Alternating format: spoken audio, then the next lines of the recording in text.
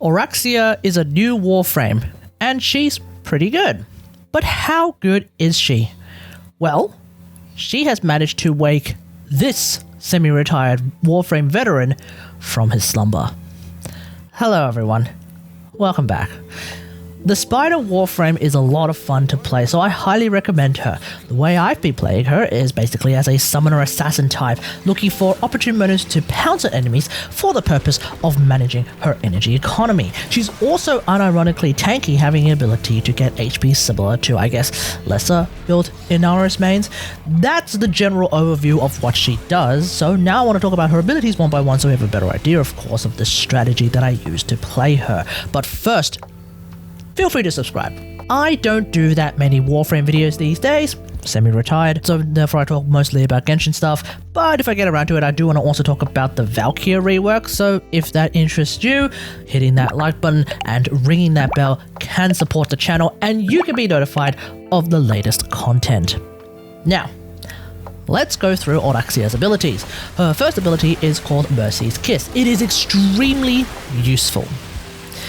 This ability has massive range, which means you can do massive leaps, which can be quite a lot of fun to get into. Now, normally this ability doesn't do any real damage, but the goal is to actually look for enemies who are below that 50% HP threshold. They will have a symbol above their head, and when you see it, pounce. Now, this attack insta-kills anyone who is below that 50% HP, so that's of course really good. But on top of that, it turns out that if they are within Parazon Mercy killing range, that also counts, which means impact procs can be super duper useful. And foreshadowing is a narrative device in which a YouTuber gives an advanced hint of what comes later in the video. Now, the wiki claims that the threshold must be met on cast, but I swear I have actually cast the ability a little bit before the threshold is even met and it still insta-kills them, so I'm going to sort of call that to be a little bit sus. And also, while writing this video, I learned that apparently you can also trigger Parazon on kill mods if the target could also be Mercy Kill at the same time, so that's something you could potentially play around with, but I personally don't use that many on kill Parazon mods. I tend to use more the hacking mods to get speed and invisibility as well. Either way, it is important to land these type of kills regularly because every kill will drop 2 health orbs and 1 energy orb. And this of course scales with power strength, and as you might have guessed, oh yeah, equilibrium is actually quite busted on her. That's the main goal for me when using this ability. It's not to room clear and it's not to do massive damage per se, but to generate tons of energy and of course to heal. Now, the second ability is called Webbed Embrace, which is actually super duper useful because anyone who's played Penny Parker in Marvel Rivals should probably understand its ability, except instead of constant healing, it's enemy damage vulnerability, which I guess makes it the direct opposite. It is of course massive crowd control as well by cocooning enemies, and on top of that it noticeably increases both weapon damage and ability damage as well. Ability damage is not super duper important. The weapon damage increase is pretty huge because of the damage vulnerability increase, which is basically, as far as I understand it, an extra multiplier on top of your total damage. So that's pretty good. And of course this vulnerability is affected by power strength, so you can make it stronger. You do only have 3 webs active at any given point in time, but they're usually large enough you can cover a pretty decent chunk of area for like a mobile defense target or a regular defense target or anything similar to that. Now, of course, Oraxia's third ability is called Widow's Brood, which arguably is the point of playing Oraxia. You hit enemies with the ability and then you try and kill them ASAP. Once you kill them, if they have been hit with that ability, they will spawn 1 spider, and that spider will then start running around and attacking everyone.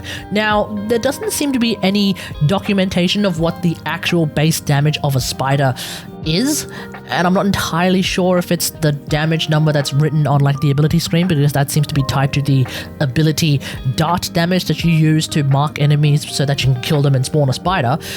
All I know is the spiders, at least in my experience, they do a lot of damage. So there we go. Obviously, they will do more damage to enemies who are also hit with the web, so just understand that they seem to be a pretty significant amount of DPS.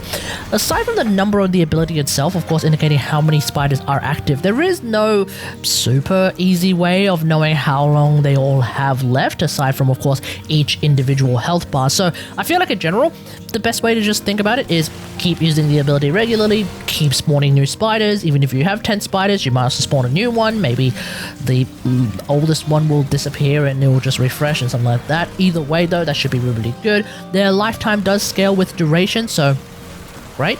And on top of that though, I do wonder if you're playing with someone like Oberon, could you end up sapping a lot of their energy to heal the spiders in much the same way that Necros's Army of the Dead saps Oberon's energy? Does it still do that, actually? I don't remember. But either way, like, does that particular interaction still work?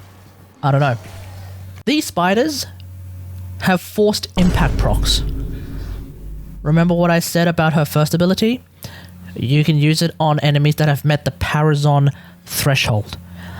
Impact procs increase the Parazon threshold all the way up to 80% with 5 impact procs.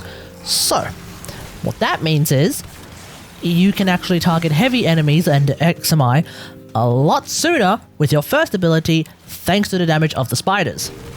So that's of course really, really good. Now, perhaps there could be an augment for this ability where if you have 10 spiders, shooting enemies with the darts could give those spiders priority targeting on them. I don't know.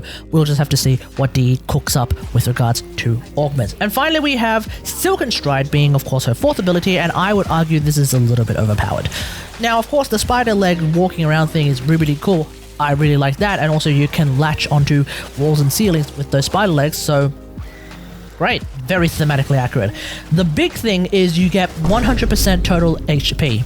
Well, plus 100% total HP. Best to think of it like this, because it's written in the ability screen as 2x HP, that can sound a little bit confusing. It's just basically plus 100% total HP. What that means is that when it's affected by something like power strength, then you are getting, let's say with an intensify, plus 130% HP as opposed to 100 HP.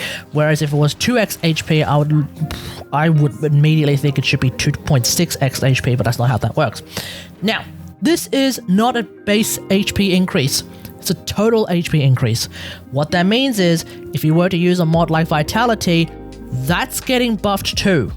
Your total HP, before you use that ability, then gets increased. What I'm not 100% sure of is whether or not this also includes things like Arcane, something that I can't think of the top of my head because I've got to write it in the script, but that Arcane that also gives you extra health whenever you get health orbs, I'm not 100% certain, but maybe I will write it down in the edit when I actually check it out.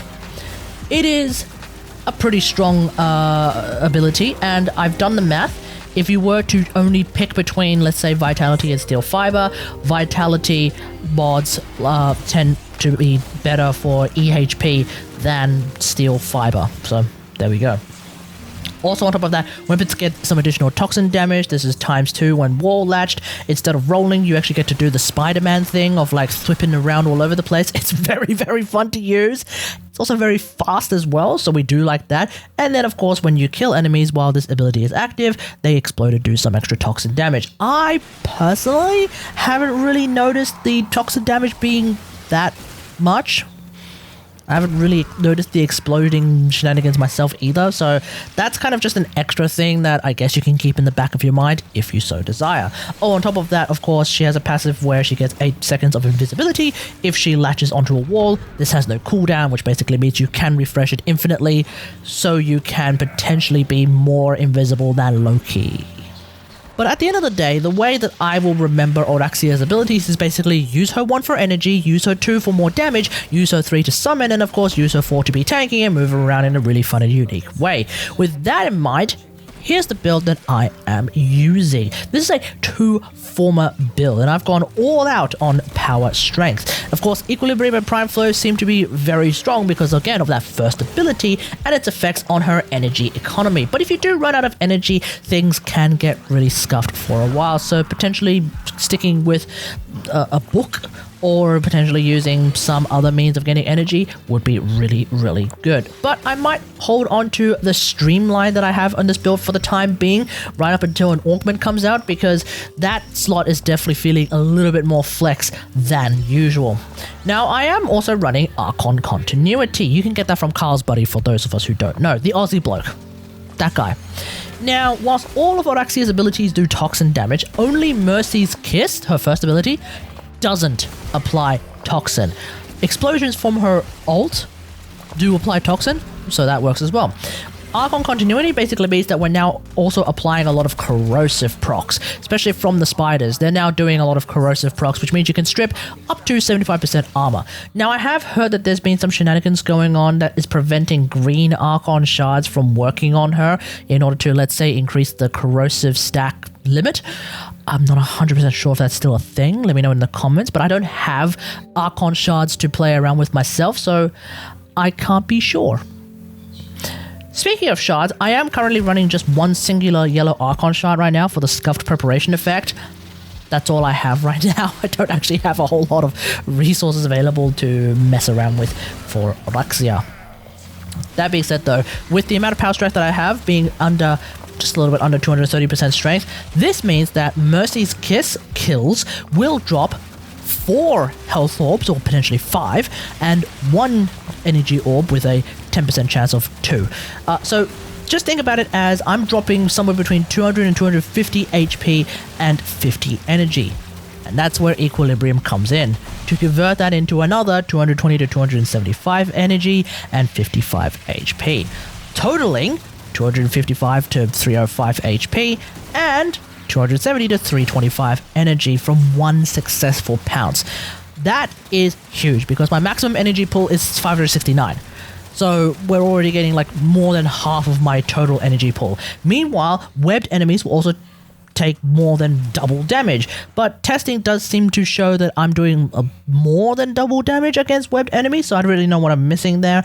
Either way though, my Scuttlers are definitely doing significantly more damage than without that power strength, so I kind of highly recommend just going all out on power strength. And of course, alongside the vitality mod that I am using, I now get upwards of 4k HP while the spider legs are active. And that's why I say that Oraxia can get similar amounts of HP to, I guess, lesser built Inaroses, because my Inaros Prime with just a single vitality mod is like 5.6k HP thereabouts. Yeah, I have like 4k HP on Oraxia. That's crazy mode. And so with this build, that could definitely go for a third former, because then I could use that on the blind rage slot, and therefore I could use an Exless mod, but I'm not entirely sure which one I'll use yet. I have found Oraxia to be deeply satisfying to play and very strong in all the content that I play, i.e. everything right up until Archmedians, which I haven't actually bothered to do for some reason.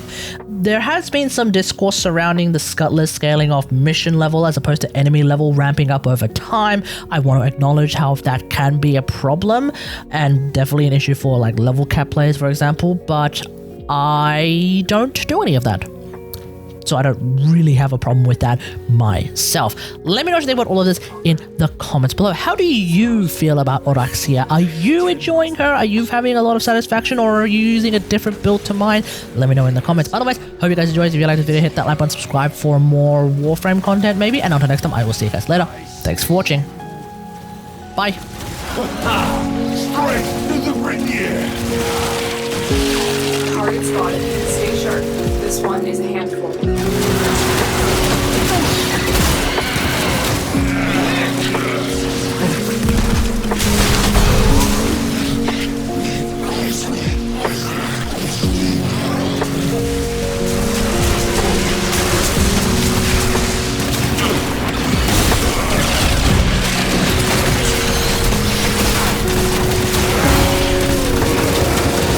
Stay focused. There's a heavy unit approaching.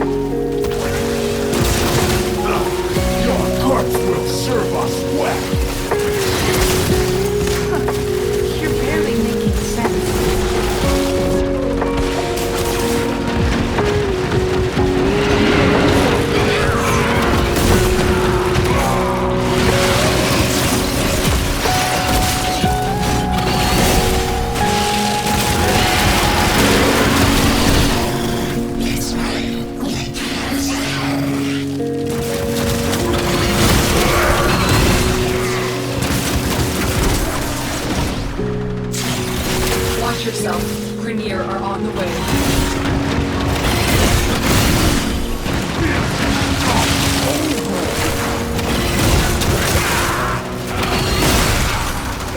Nice work taking down the VIP. Now get to extraction.